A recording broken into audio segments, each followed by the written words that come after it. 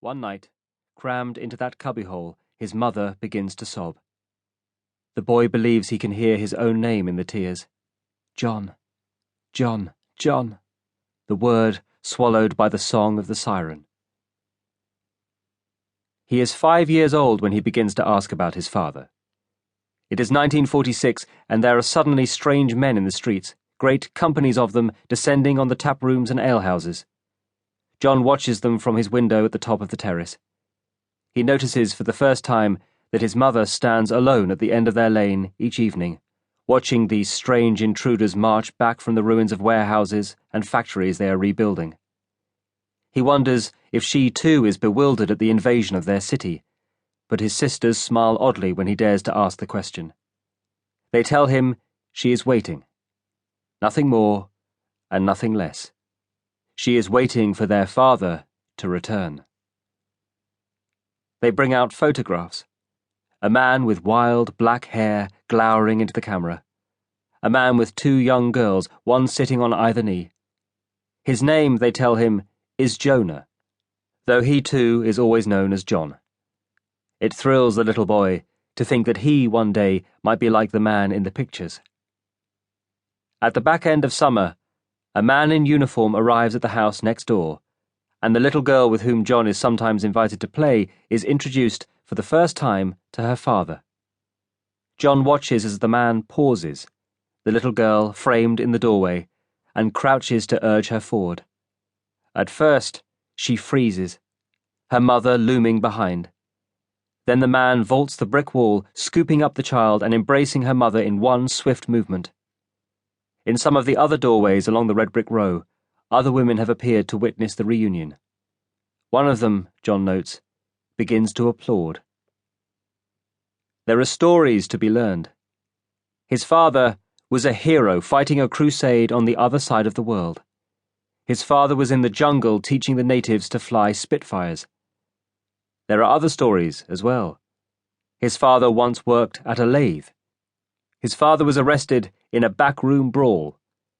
But these are not the tales with which the boy obsesses. Though the boy has never once met the man, he wants to grow up and be just like him.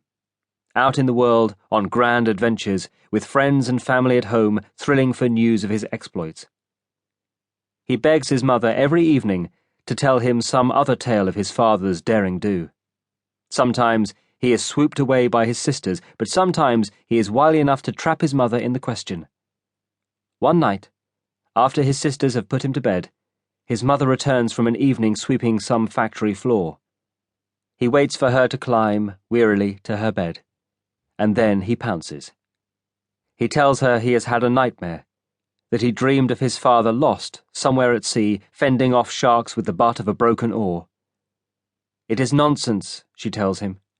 His father cannot swim. He would never have got himself into such trouble in the first place. The boy does not notice, at first, when the stories stop being told. He supposes it may have been earlier than he first thought, for he was surely telling himself the stories as well, lining up his lead soldiers and imagining them his father's company, or building matchstick planes and putting his father in the cockpit. In his games, his father makes his way home from the jungles on the other side of the world, but is forever sidetracked by helpless villagers or orphaned children searching for someone to protect them. Each time he goes to sleep, he constructs a new fantasy. Some other adventure his father cannot resist, as kingdom by kingdom he picks his way back to English shores. In a journal, he writes stories about his father.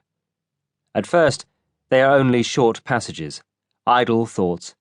His father parachuting from a plane, his father in a coracle, tumbling helplessly over a wild waterfall. He is beginning to compose a longer story, his father crossing Siberia by sled with Nazis on his trail, when his mother discovers him at work, hidden under the bedcovers. He does not understand why she starts crying.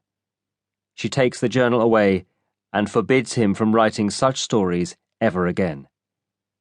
He is not permitted, any longer, to mention his father. The winter of 1949 lingers long into the following year, but lasts longer still for John's mother. She is at home more and more often, lying in bed until hours